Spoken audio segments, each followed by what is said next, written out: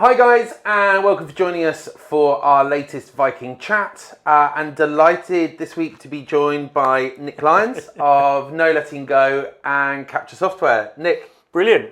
It's an honour to be in the Vikings' lair. Oh, mate, thank you for going down to Shoreditch. It's always nice to do these in person. As much as online is fun, there's nothing better than seeing the whites of someone's eyes when we talk about things. Absolutely.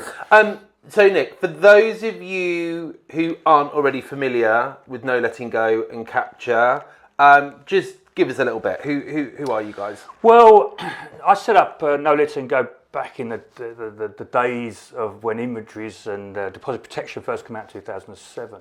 Yeah. And of course the principle at that time was that I wanted to provide, my goal was to put solid, reliable evidence anywhere in the UK for the property market. Very, very simple goal.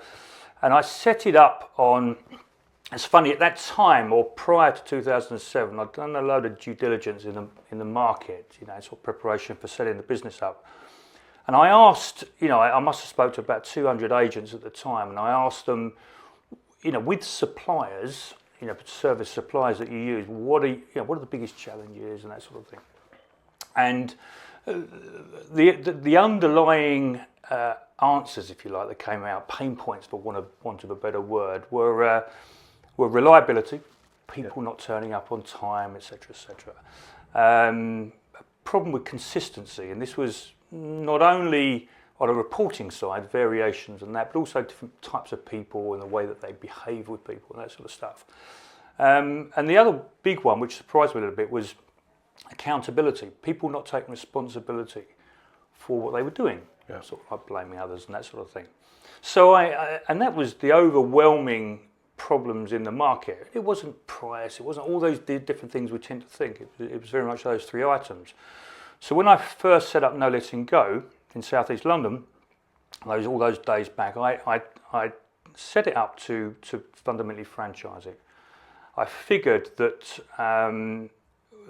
the one thing about the lettings industry is, whilst it has this sort of corporate umbrella about it, rules, regulations, structure, etc., but at its heart, it's a local business run by, it's a local industry run by local people, local letting agents looking after people and understanding that market.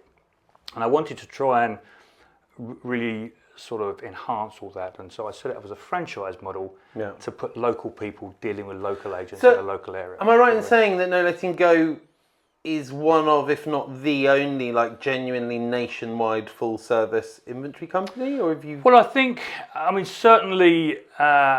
Hands-on service, obviously through your franchisees. Our business is about providing solutions. But providing solutions for evidence-based reporting. And yes, we've got sort of 96 offices. We got something like 400 inventory clerks, inspectors, assessors on the ground. We do everywhere: Scotland, Wales, England, all corners, pretty much everywhere that's covered. So I would say, we are the biggest. And but more than anything else, I've always been really passionate about quality. So I really focus more on I don't tend to go for we're the biggest, the best. I tend to look at making sure that we deliver what we say we're delivering along these sort of core values, which are reliability, accountability, and consistency. Now, obviously, you guys offer your business. You've got No Letting Go, which is kind of the full service. Inventory clerks go out and do the job, but you also offer your system as a software package, right? You've also the software that your clerks use, which you call Kaptur. That is also available whether you're an inventory business looking for a software or you're an estate agency looking to facilitate reports internally. Was that something that you planned to do with the business from the offset? Was it always going to be that double thing, or did you launch it originally as a full service thing and then go, hold on a minute, I've built a software product here, why not kind of cover both bases? Well, it was interesting because, of course, in 2007 there wasn't a great deal of software around. Yeah. We were using dictaphones and cameras and that sort of thing. So, but the state of the art was actually having photographs in an inventory report. Well, that cutting edge stuff. Cutting edge. I mean, you probably won't know this, Nick. We actually, Anne and I don't know what year it would have been. It probably would have been around 2007. We actually set up an inventory company. Oh, really? Yeah, because we looked at it, and some of the issues you highlighted: consistency, training, diligence, the accuracy of the reports, all that sort of stuff. But like you said, back then there wasn't really any software at it. We weren't looking to be any sort of software developer. We were only really starting. In fact, actually, it was really interesting. We launched Base in 2004. Like, we always consider ourselves a very prop tech kind of centered business now. We didn't, our first proper digital product, not including obviously marketing on the portals or stuff, was Dupix, our CRM, but we didn't go on there till 2008. Yeah, okay. So, we ran Base 100% manually for the first 4 years. I mean, I remember every monthly account statement and invoice going in and manually editing our Word template and emailing that stuff out. So, but we built an inventory company at that time. I remember we called it Spectrum Inventories, and we were like, yeah, this is going to be cool. It's going to be a nice little side business we do with it. But like you said, it was the kind of modus operandi back then was, and that was considered cutting edge. You'd record, you'd dictate it on a digital dictaphone. You'd upload that file. We used a typing service in India, and then we would, they typed it up, and we very quickly realised this was not a business we wanted to focus on. Oh God, I think we ran it for about 6 months because you obviously went into it with like this big picture. Yeah, I was focused. We went into it with a kind of let's start offering this for Base, and then we know lots of local agents, so once we get it working for us, then we can go, hey guys, because we know the issues, we know what clerks usually overlook, we know the issues clerks face with key access and all this sort of stuff. It's no different. I think a good property management company knows how to utilise the specialist resources around them. I mean, do you remember the days when agents, of course, were banging up, putting their own for sale signs up, and of course, it's crazy. You're out in a suit, in those days, banging in the rain, trying to put a sign up. Taking another agent's boards down. Absolutely. I seem to remember back then that was a lot more prevalent than agents putting their own ones up. But you're right. I mean, like us, we had the dictaphone and we had the cameras. We had a team actually in New Zealand, and I offered this guaranteed back by 9 o'clock the next morning because, of course, as our day ended, New Zealand started. They were all sort of legal typists, and so they were, they obviously were, English speaking, etc., etc. So that it was quite, fast and efficient, and the pound was strong in those days. So you got a better rate. Absolutely. And of course, then what happened is I started working with some larger agents, but by the time I got to about sort of 15 or so offices, I started working with some particularly larger London offices, a young Matt Goddard, which you might remember back in those days, and started working with Matt and various other people. And we started to look at how do we make the process more efficient. So I developed what we called PIMS at the time, a property inventory management system, and I sort of quite like the analogy to a drink as well. But it's called PIMS, and I developed this software in the very early days, which essentially was, you uploaded the reports into the system, but it gave clients the ability to order stuff through the network, that type of thing. It was pretty basic. And then over the years, we developed and became sort of, as sort of slowly as smartphones came in, we started looking at the ability to update data and be more efficient. Constantly looking at sort of like marginal gain concept of chipping away. If I can take 5 minutes off a visit, it makes a franchisee a little bit more efficient and get things done quicker, and et cetera, et cetera. So I've sort of worked that whole principle all the way through and made sure that it's very process driven, et cetera, et cetera. But of course, what happened, sort of reeling forward a number of years later, Legislation started changing. Inventories became, whilst it is predominantly an evidence-based report, compliance started changing. Tenant fee bans came in, smoke and CO came in, and an inventory became more than just used for deposit protection and negotiation, etc. So it became as much a compliance report. So the importance of it was becoming more and more important. Therefore, more and more people were outsourcing. Obviously, a lot of people doing it in-house as well, but they were using specialist software to do so, etc., etc. So, but there were less and less people doing what you did, because a number of people did what you did in the early days, sort of set up their own internal inventory company, if you like.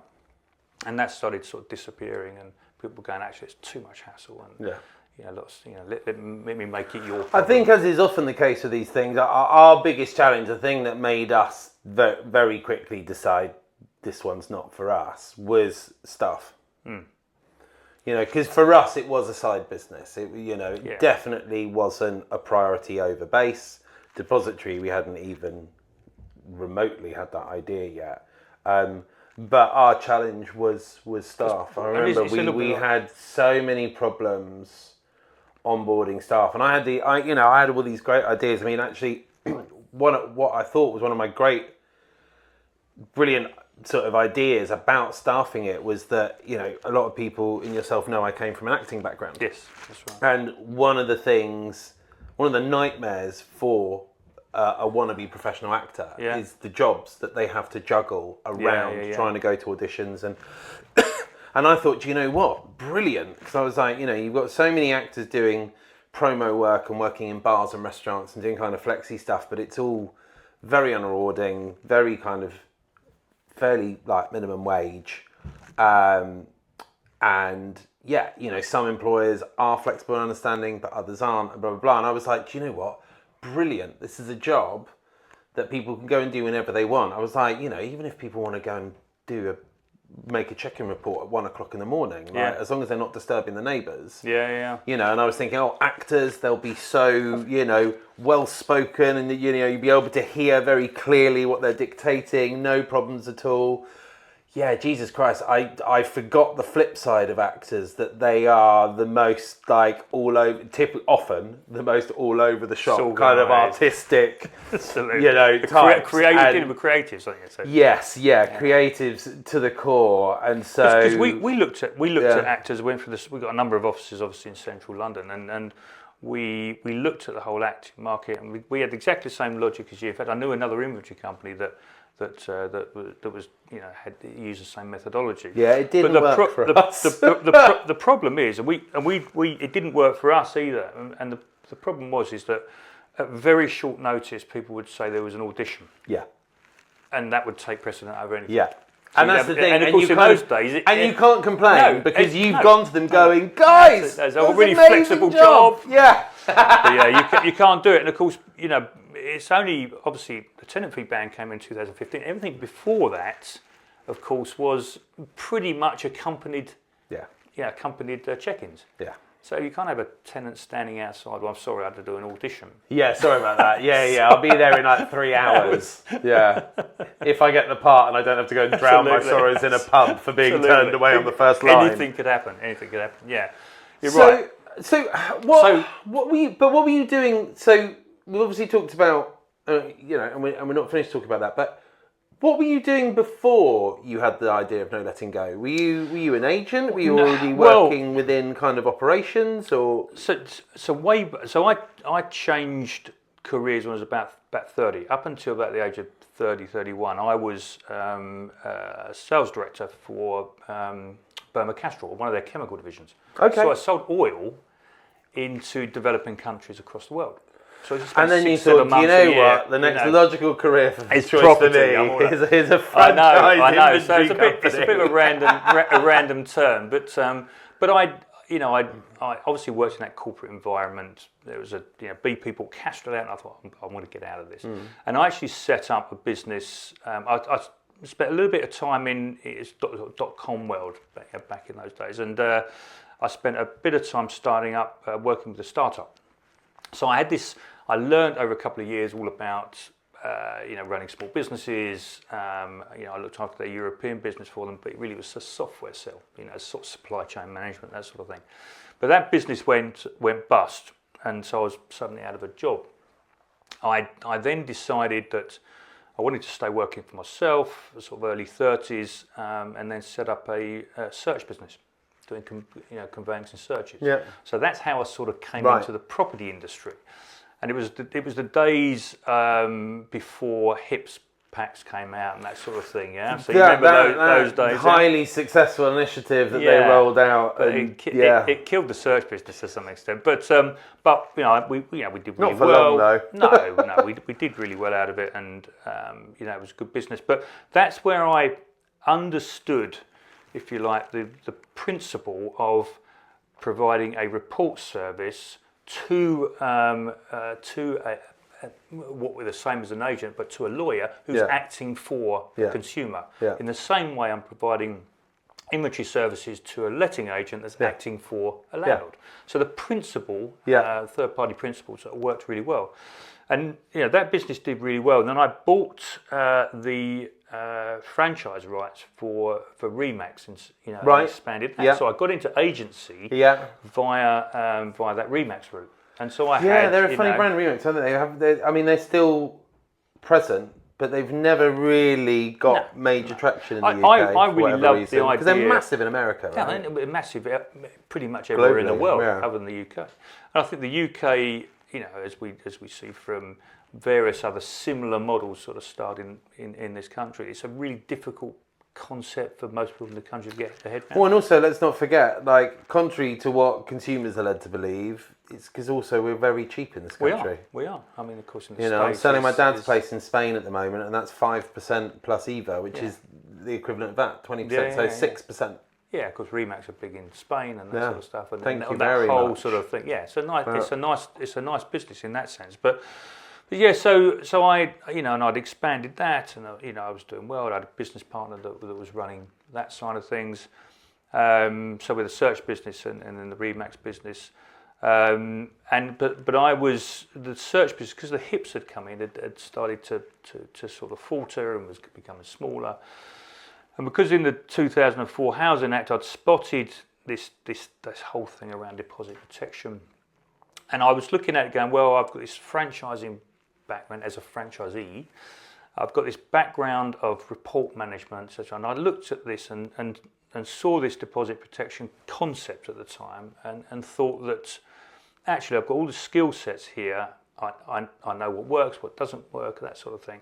So I pulled all that sort of historical knowledge together, figured that evidence was going to be a requirement for the deposit protection, and then went out actually through sort of word of mouth. I found a husband and wife that were looking to sell an inventory business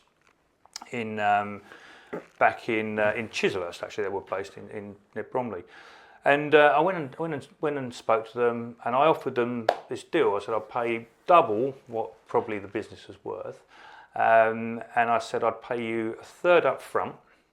I said, and I will work for you as a clerk. I said, and once we get through that first 6 months, you pay me I'll pay you another third, and then you work for me for the next 6 months, and then I'll pay you the remaining third. So in that process, I sort of got this, because I was essentially buying goodwill. I didn't really know what I was buying, but I had this concept that I wanted to franchise it, wanted to grow it, but I needed to learn the business properly. So I needed to learn it from the ground up and then systemize it. And so working with those guys. Well, that's good, and they had a vested interest in making sure that transition worked, right? Absolutely. And that was sort of 2000, end of 2005, sort of 2006. At the time, I actually launched No Letting Go in January 2007. The deposit protection hadn't come in. Yeah. And I think it took me a year. I had these fantastic plans, 10 offices in the first year. So it took me a year to sell the first one. Everyone's like, what? Inventories? Nah, it won't take off. And of course, everyone was quite anti it at the time as well, because they were struggling to get their head around deposit protection. Yeah. But like anything, you believe in it, and you sort of follow it through, and you develop the process around the back end of it. So that was my sort of checkered past, how I got into the inventory management market. Nice. Yeah, I always find it interesting how people kind of stumble into this industry, and it's whether you're an agent or whether you're a supplier or both. Yeah, I always find it interesting how people kind of it's funny their way into it. You talk about the capture concept. When I had this PIMS business, so the whole of the system was originally developed for no letting go. So we developed the system to be massively workflow driven. How can you get in and out of a property as efficiently as possible? Worked a lot with the industry as well, the deposit schemes, then Arla at the time, and we were trying to improve and professionalise the whole inventory market business. And so it was a lot of legwork goes into these sort of things, and chipping away and gaining sort of trust of people and that sort of thing. And of course, what happened is that as technology was becoming more prevalent and taking a prop tech study, the early days of prop tech, what was happening is we had some pretty big clients that were using a lot of our offices, but of course they were doing some stuff in house. And some stuff that was not necessarily related to inventories, but it might have been pre-tenancy stuff, reports, or midterms. Of course, midterms are typically done in-house in most offices, unless there's a problem or they get backlog, that sort of thing.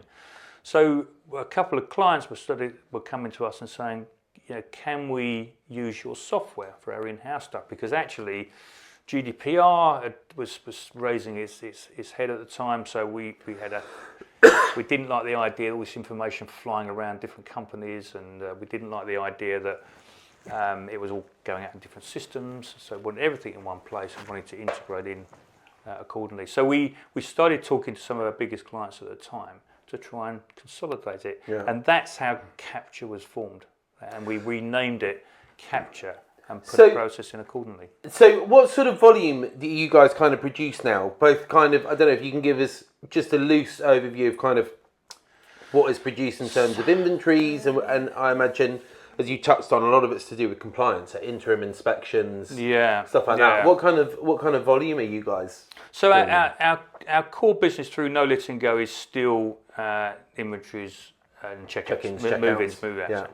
And we're doing something like 10,000 visits a month. So about 120,000 a year, somewhere around there. Visits a year. Nice. Across the 90 plus offices.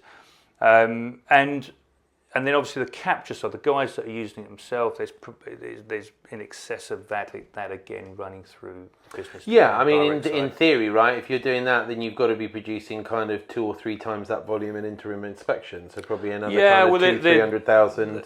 That's right. There's an enormous amount of midterms, routine visits, etc. And of course the combo between in-house and externally. And of course, this year we've launched a product called Connect, and of course this Connect product is really around bringing that total solution to a client. So it's basically saying to a company, right, they've got 50 offices around the country, they have a whole range of reporting that they do, they might outsource some of it, all of it, part of it, in some offices, not in other offices, but the Connect product, which sort of brings no letting go and Kaptur together, gives all of those clients the ability to just go on the system and allocate it to themselves or to any one of the offices, nationally, centrally billed, all that sort of stuff. It sort of pulls the whole piece in.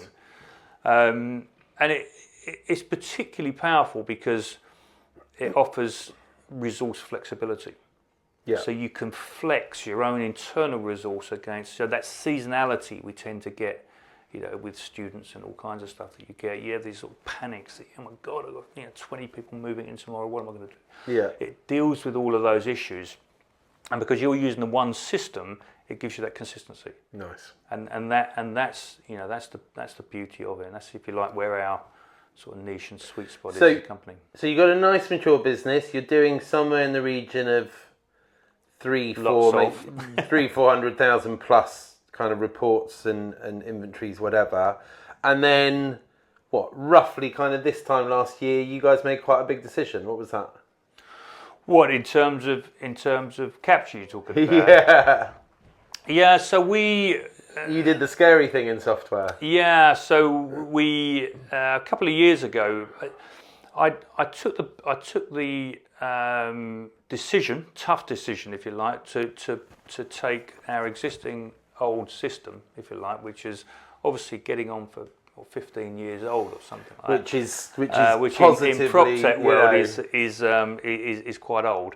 And I wanted to introduce a whole load of extra tools in place. I wanted to start looking at analysing compliance data and analysing evidence data, giving more information back to our clients so they can make more informed decisions. So I think it's a really interesting point touching on the data. I had an interesting chat with Whaley on one of these the other day, and I think one thing I was saying to him is that the value of data has never been a mystery, right? No. I think we all know as businesses that we've got data within our business that will help us run a better, more successful business. Yeah.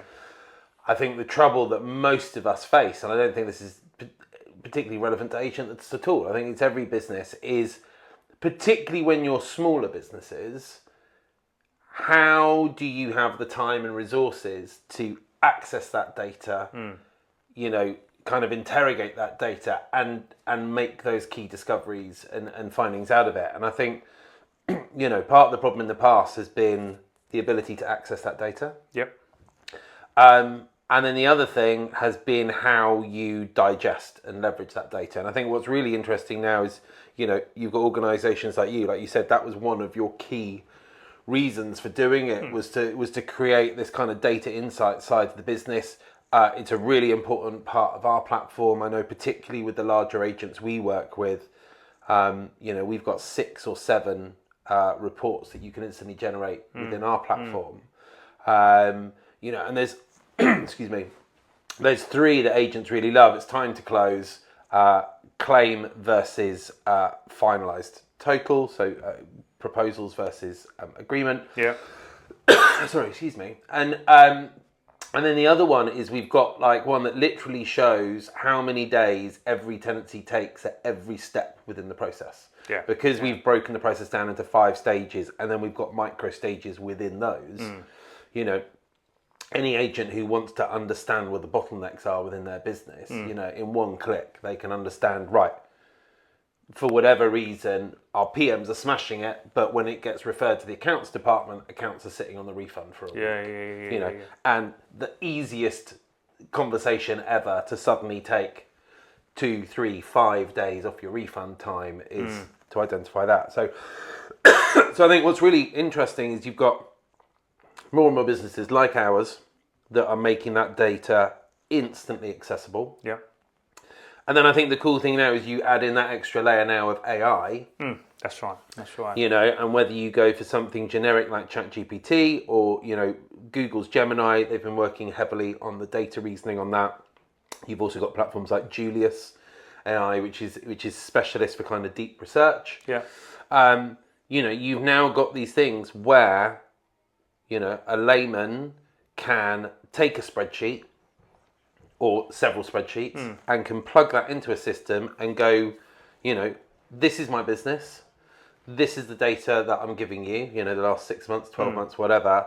And these are the elements of performance we want to focus on, or this is what we aspire, for the business to become in 3 years' time, 5 years' time. What can you take from this data to help us make data-led decisions and achieving that? And I think, your big companies, your Knight Franks, your Savills, your Connells Countrywides, they will or should have data scientists and data analysts within their business. But that's the thing. Up until recently, it was only really businesses of that kind of scale that could afford the resources to go, do you know what, we're going to hire a couple of data scientists and we're going to have them trawl through our data and make, these incredible insights into how we scientifically evolve the business. And the exciting thing now is, people don't need that resource. Well, they don't. But also, we talk a lot about data and value of data, and of course, most people tend to think of value of data as what can I do with that data and sell it. Yeah. That's not how I look at the value of data. I look at the value of data as what can I help my clients solve a problem that they have. And the reality is GDPR put paid to a lot of that as well, right? The ability to just churn, a client's data into something commercial. And we because we're a total solution, because obviously we're doing the in-house, whatever, all the data's held within that within the system. Some people are some companies are interested in their SLAs. In terms of, right, okay, when I book a job with No Letting Go or internally, how quick did it get booked in? Yeah. Of course, we can provide all that. And then you start looking at how quick did I get my reports back? And something that you'll understand from both from your own base as well as depository. So, it's how quick does it churn round? Checkout's done on day one. Is it back in day two? Is all the information together? What happens with that data, and etc. So you're looking at, and then once you've got that information, because as I mentioned earlier, we're a lot more compliance related. Is where have I got a problem? Yeah. Where have I got an exposure? Nobody wants to be. The person that's a big problem comes up. Grenfell style problem. We don't want to be that agent feature on Letting Agent Today or Pie. Absolutely. Agent shut down. Massive fine. Yeah. No, you're right. And of course, you need to understand when a problem is coming up, not understanding that I've just had a problem and now I'm firefighting it. And that's where. That's where we're really good. That's where the value of data is really good, and then it's down to the clients, the agents, property management companies, to make some informed decisions on looking at that data and working with us to sort of say, okay, well, what can we do here? And it could be something as simple as, I've done analysis on all the damages that we do, and I noticed that the table chair keeps. The leg of the table keeps breaking in every property on every one. That's come up. Then we have a word with that supplier and sort that out. And then that goes away. So it might be things like that. So there's a whole range of different data requirements and around that. But of course, in order to do that, you've got to get the data into the system first. And of course, which is if you like where we start that journey. So you took the decision a year or so ago to rebuild Kaptur. Yes, a couple of years ago. You said part of that was the data. Any other kind of key? I mean, I imagine quite a big focus on kind of usability. Yeah, well, we looked at, we wanted to make the process of providing a whole range of different reports. Because software interfaces have changed a lot in 15 years, right? We think about the UX what most products looked like 15 years ago. I mean, we're kind of a glorified Excel spreadsheet that did more. Yeah, right? And now we've got more beautifully curated, intuitive.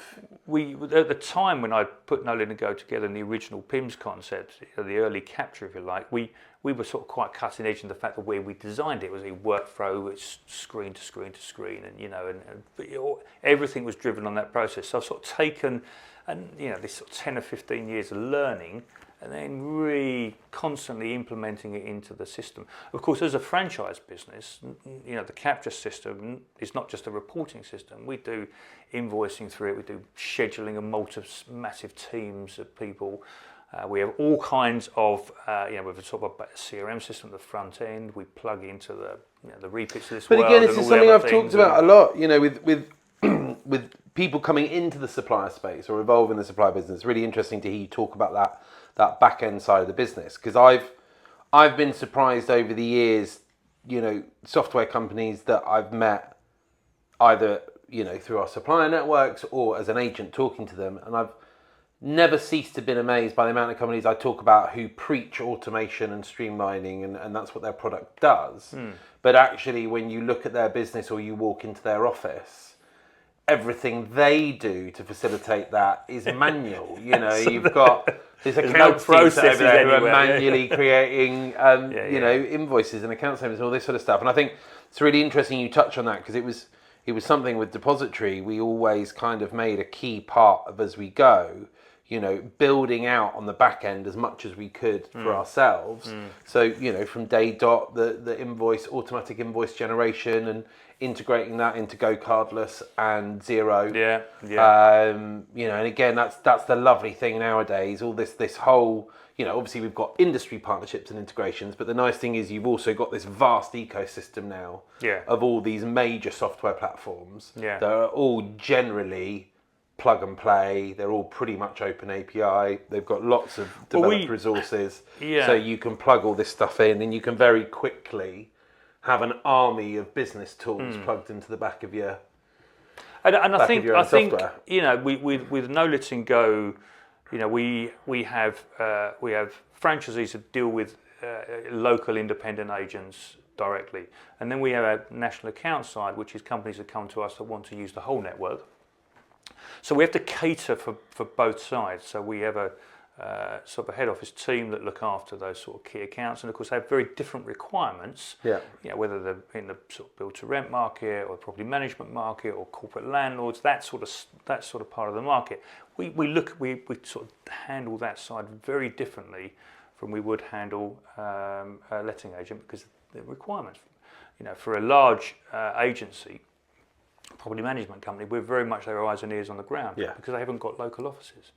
So we act in a slightly different way, but of course a local letting agent will know all their landlords and tenants, etc., etc. So it's a slightly different dynamic, and that's why the model works very well. But as a software platform, we have to handle both processes. So our clients that come into our national clients, of course, the property postcode picks up the office, it goes to the offices, and then all the notifications and trigger points to make sure the client knows what's going on and everything's in real time. All that stuff is happening in the background. It's a massive, massive, complex system. But because we're in a high volume, low margin business, the efficiency side has to be really good, because otherwise no one makes any money. I mean, I would say again, referring back to our experience in it, again, that was one reason that we kind of went, you know what? Someone else's egg to crack. Because we made the decision that, running a London's letting agency where there is plenty of margin. Yes, client acquisition can be tough, but margins are good and fees are good in London. We very quickly made the decision of, do you know what, this is... specialise. Exactly. Absolutely, focus on exactly. And that came, I think, importantly for us, we didn't start the inventory company because we had a particular desire to run a successful inventory company. It came out of a frustration, as is often the case, control, with you want some to suppliers. control the quality, and but then there was a very quick realization of, no, do you know what? This isn't particularly easy. Like it's an inventory in its truest sense. What it does is a simple thing, but the things you've talked about, the consistency of formatting, the consistency of detail, the reliability, what's the clean accountability, to me is not clean to you. Exactly, and it's about that turnaround benchmarking and all that. And it's a most businesses, when you look at business, are relatively straightforward in the things. But it's how you implement the processes, how you handle your clients, all that sort of process. I mean, letting agents, hundreds of letting agents, but they're not all the same. And you have good letting agents, and then you have poor letting agents. You have good inventory companies, you have poor inventory companies. And of course, lots of people, because there were no barriers to entry in the inventory market, particularly in the early days, it was a bit like, right, okay, fantastic, it's an opportunity, I'll do that, I can write a report. The problem is that you didn't know there was a problem until the tenant left. So actually, you didn't understand. And sometimes even later, right? It wouldn't be until, deposit reconciled and you pop down to the property, or God forbid, the landlord pops down to the property and goes, hold on a minute. Hold on, we've got all kinds of problems here. And look, we've had it, even when you have a good relationship. I mean, I remembered ones where we've had where, the inventory clerk probably had a tight day. I mean, it would most often happen in summer when inventory clerks are backs against the wall. They're dashing from checkout to check in to check out to check in. Happens. Tenants don't turn up on time. Oh God! The keys aren't ready. Keys breaking the door. If the agent's even got the keys ready for you, I think that's got to be one of the most stressful parts of a clerk's job. if you come and spend a day in our office, and of course the problems that we come in with, that volume of work that's pouring through, it just takes somebody saying, right, I've just driven all the way out, out the countryside outside of Norwich or somewhere, and I've just got here and the keys don't work. At the age of go, sorry, I've given you the wrong keys. An hour back again, and then you've got a backlog of and then that's your day blown, and then you're then calling out all the others and rearranging the whole day. All of these sort of things happen. I mean, it's human, right? It's none of it. We're all full of foibles. So with the rebuild of the software, obviously the exciting bit with that is, that's come with all the knobs and whistles and enhancements that's come with that. The fun bit off the back of that was that you then had the privilege of rebuilding your partner integration with us. Absolutely. Which is a bit of barrel of laughs. But never fun to have to rebuild stuff that you've already done. But But it had to be done. You're an important business partner to us. Depository, of course, is the we specialise in a section of the workflow of a tenancy. And then you specialise in the bit that comes just after us. So it's a perfect match made in heaven in that sense. Inventories naturally falling into your process. You do it really well, as you know your business. So it was really important for us to ensure that our clients had that option. Well, and I think it's a really exciting time because I think we're just at or around the time we get this out, it will officially be out. I think we're just doing some bear in mind, we've been working together for a long time because it was in the old system. You were one of our initial, after TBS, you were one of our very first partners. So really what we're doing is we just and it's better now, it's much more efficient, it's a great tool. And we've got a lot of clients already, historically have used Depository, and there are no-let-go clients that use Depository.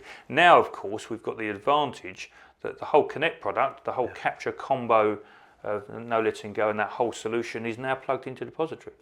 And I think that for any of you watching who, if you don't use our platform or you're not, with no letting go, you haven't seen that integration before.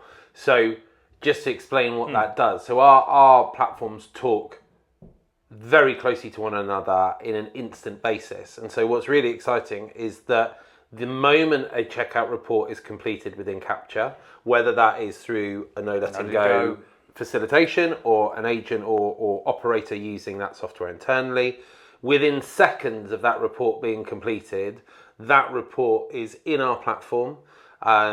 Agents can customize how we distribute that. So the standard configuration is we distribute that instantly to the landlord and tenant, but you guys can configure that to delay that to one or both of those parties until you send over your dilapidation proposals.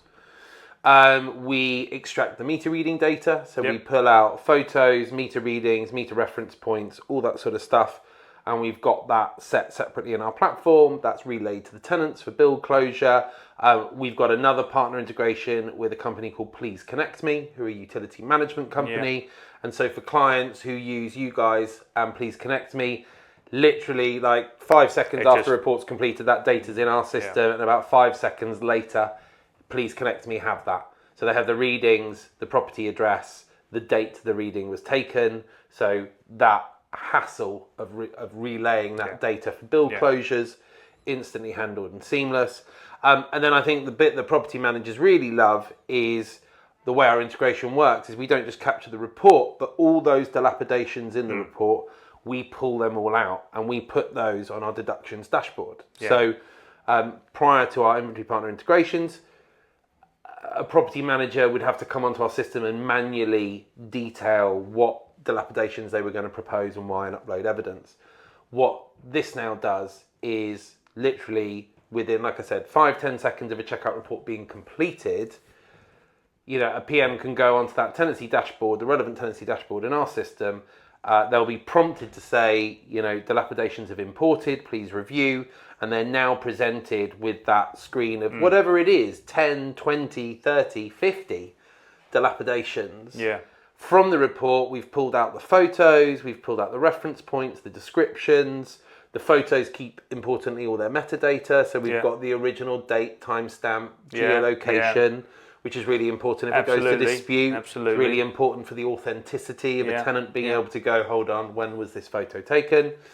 And so up until now, we deliver that part of the process, and then we've got some tools whereby the agent can then strip out any of those dilapidations that are irrelevant and then can merge dilapidations together. So, for example, there might be 8 cleaning issues flagged within a checkout report. Yeah. Nobody wants to negotiate 8 separate cleaning dilapidations. So within our so platform, it merges together you'll choose those 8 issues, you'll click merge, and we'll compound all that evidence. Now, what's really exciting about this kind of 2.0 release with you guys is it comes at a really timely time. Really timely time. That's definitely not the right wording, but it comes at a very sort of opportunist time because of 2 really big features that we're working on at the moment. So we're at the point of recording this, we are in late stage testing, early beta testing with our new Reapit Foundations app. Yep. So that plugs literally everything we do back into Reapit. So any Reapit customers, when we release this in the next few weeks, it's instantly going to remove all your data entry. So all of the transactional data that currently manually has to be entered, that will be automatically pulled out of Reapit and into our system. Removing one of those. And what's particularly interesting about that is we're fully integrated with Reapit as well. So what happens within the Reapit system is that that journey starts for all Reapit clients. It's an ideal end-to-end process because the journey starts within Reapit. You can allocate the work to yourself within the diary system with Reapit, so you can go straight into to yourself, or you can send it straight and let it go. So you've got all of that flexibility built into Reapit. It whizzes into our system. Of course, we do all of the stuff that we do. So we collect all the data, all the information, all the inventory level, and of course, and then of course it comes into checkouts, midterms, etc. Checkouts then flows naturally back into depository. Depository then click back in through the Reapit. So it sort of like finishes the circle. And look, you've been a supplier long enough. I'm an agent long enough, and in case you need any further validation, part 2 of the Voice of the Agent by Unchained Marketing made this abundantly clear. Agents want that kind of single source of truth. They want integrations that pull everything as much as possible into their CRM. That's where an agent wants to do stuff. They don't, as little as possible, they want to avoid hopping from dashboard to dashboard. And if they do, then they want the data to seamlessly transfer. And I think that's the important thing. Like, I talked about, we're going to do that data transfer of landlord property tenancy data and key tenancy documents, inventory, check-in, tenancy agreement, and later in the process, checkout report. But importantly, an agent won't do anything in Reapit that they don't already do. So within Reapit, when you know a tenancy is going to end, currently you either give or receive notice. There's a tick box on the tenancy where you say end confirmed, and they tick that and save it, which they would do anyway to trigger kind of whatever next steps happen within Reapit. But that action that they already do, that is the trigger that triggers the webhook that we've built with Reapit that will pull all that tenancy data in. Yeah, so obviously from a Reapit integration point of view, the information is pouring into the system, and then whichever reports we happen to do, whether inventories, midterms and checkouts, the predominant ones, well, we do lots of other reports as well. So compliance reports, pre-lets reports, basically any data collecting on site for whatever reason can be done by either Kaptur or No Listen Go. So all that information then whizzes back in, is constantly updating the Reapit system. The stuff that then fires through the depository then sort of loops up that end of tenancy sort of process. But the data is then all held in one of 2 places essentially. And that's really critical because you've got trusted, got 3 trusted suppliers here that have been in the market for many years. I mean, these are not sort of just opened up overnight type things. Work with a lot of agents, tried and tested processes, etc. So there's an element of obviously we have accountability because clearly that is our business. But there's a whole element of confidence and trust that has to sort of work its way through. And we're in the business of providing very efficient processes. Yeah. Nobody wants friction. You and I understand as much as many other people who are listening to this how much strain property managers get under, particularly at peak times. And with more compliance now as well. I mean, record keeping and tracking and all this sort of stuff. Well, we've got renters' rights coming in. We've got obviously AWABs coming in. Law, decent home standard, HHSRS. It's all coming in. The data collecting side of it will be the existing infrastructure. Yeah. Nobody's going to pay out for another inspection. It will be bounced on the back of the existing infrastructures.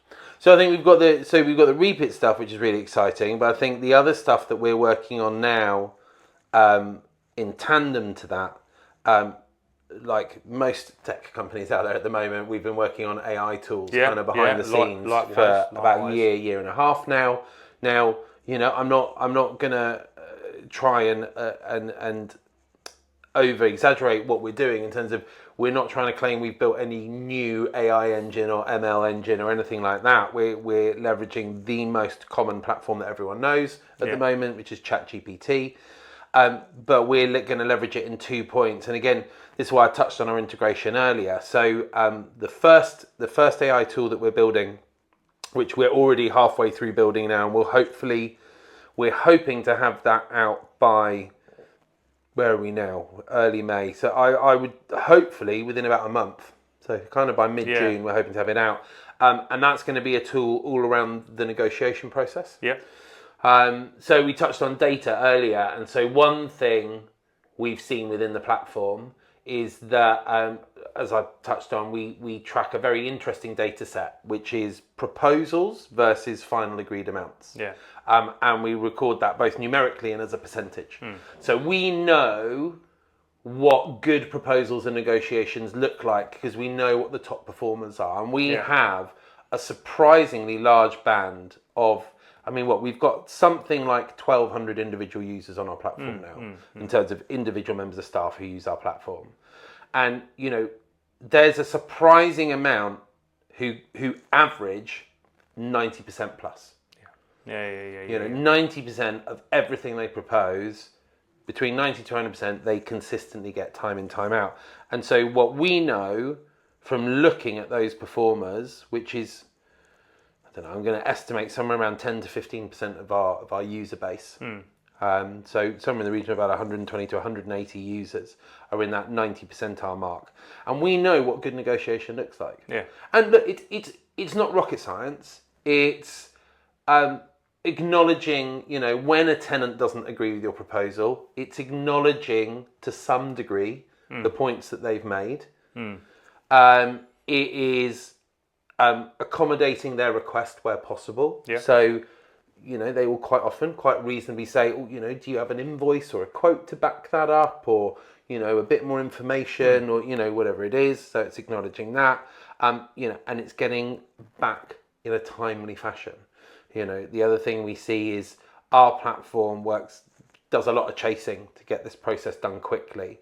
The flip side to that is, if a tenant's being chased daily or every other day to respond to your proposals, and they do so in a timely fashion, guess what? They don't really like being left in the dark for 7 to 10 days waiting for your response.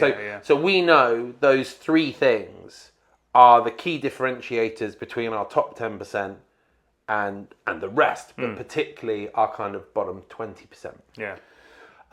So what we're plugging in is a ChatGPT prompting tool, because we've got the people at the front who, whether it's a skill they've learned or that's just innately how they communicate, they do it automatically. But we've got the others, for whatever reason, whether they don't value what the tenant's input is, or they are massively overburdened with too many properties to look after, and so they just don't have the time or mental space to compose a decent response.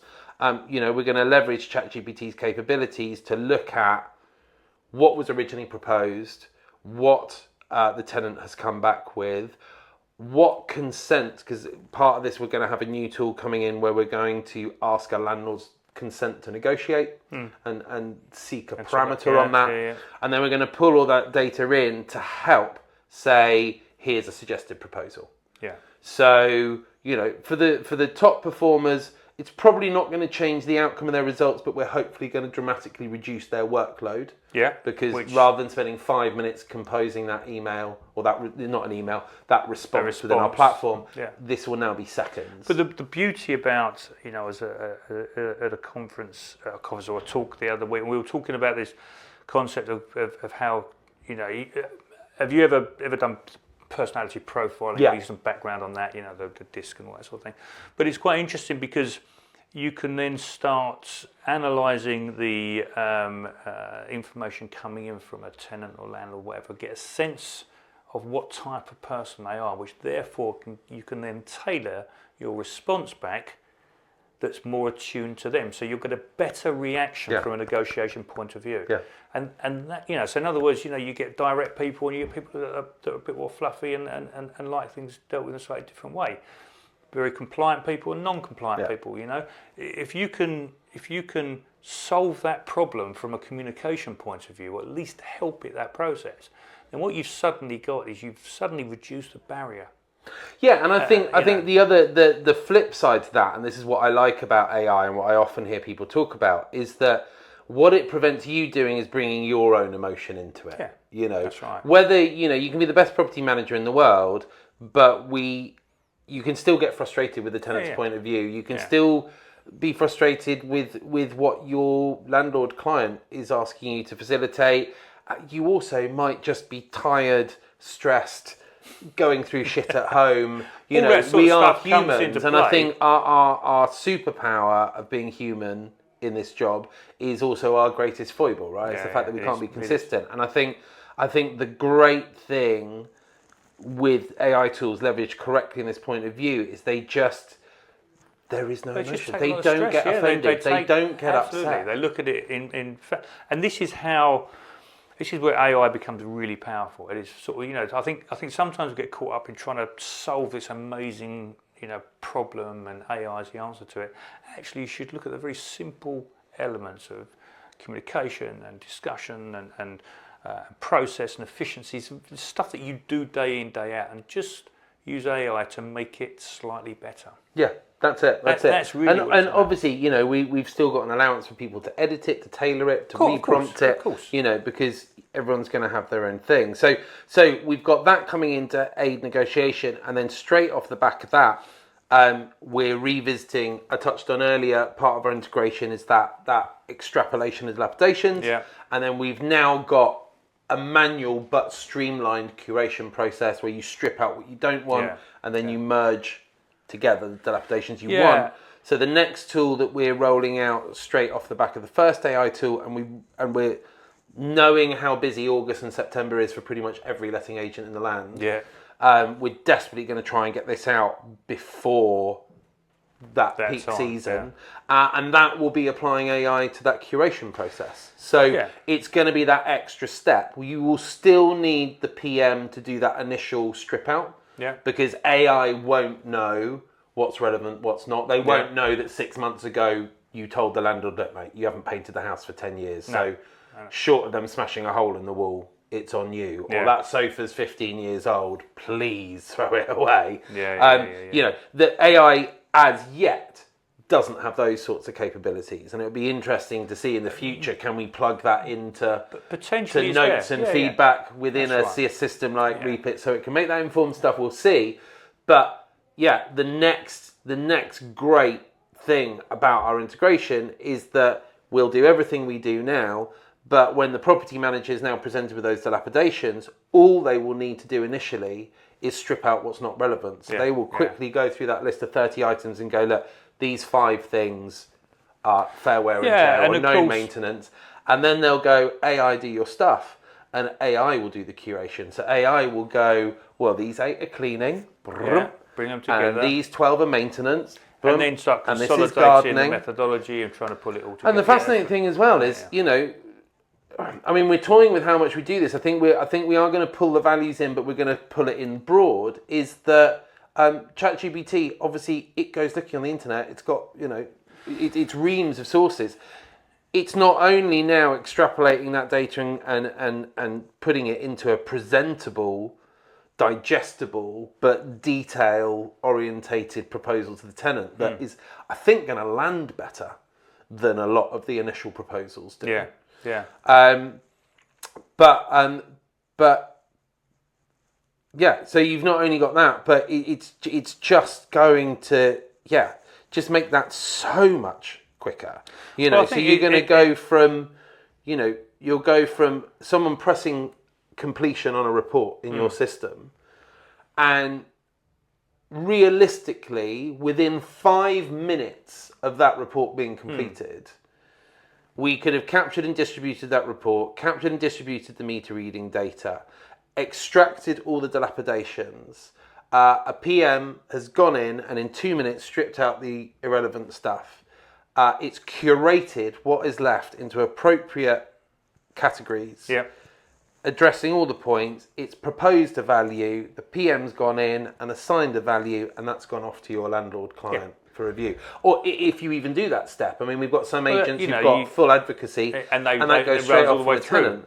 I mean, can you imagine? When you started back in 2007, what you were hoping to achieve, and what we now look at, what we'll hopefully be able to deliver in collaboration with partners like you by August this year, of we'll be able to pull a tenancy in seamlessly from Reapit with almost nothing for a PM to do.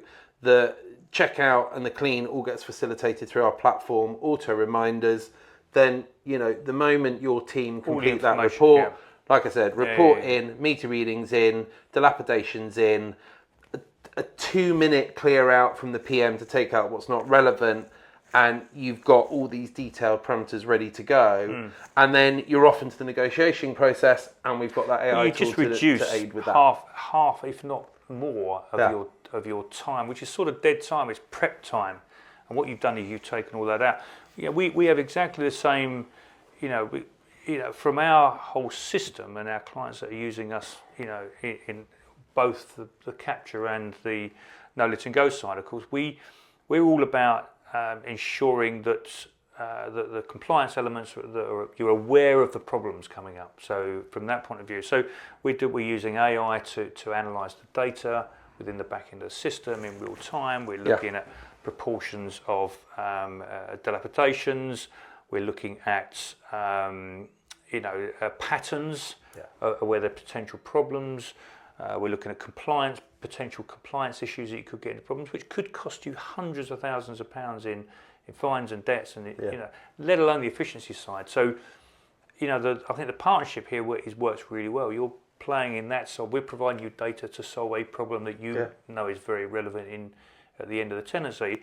We're solving a problem for agents to have to make sure they don't get themselves into problems. But it all starts with the data we're picking up. And you touched on it there. That's we've got a third AI tool planned, which we decided definitely needs to be the last one.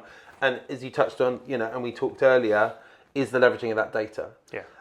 So we've got a lot of reporting in it. But I mean, we've already played around with that side of things. Now, realistically, we probably won't roll this tool out, I don't think, until probably the end of the year with everything else that we've got on the products going. But we're looking at the data side of things in two kind of quite different viewpoints. We're looking at it in terms of what I call kind of day-to-day managerial access. So your office manager, your area manager, guess what? They don't need granular insights of everything that's happening in our platform on a daily basis. But what they do want to know is what checkouts are happening today, what checkouts are happening this weekend. So I can make sure the team are all prepped, keys are ready.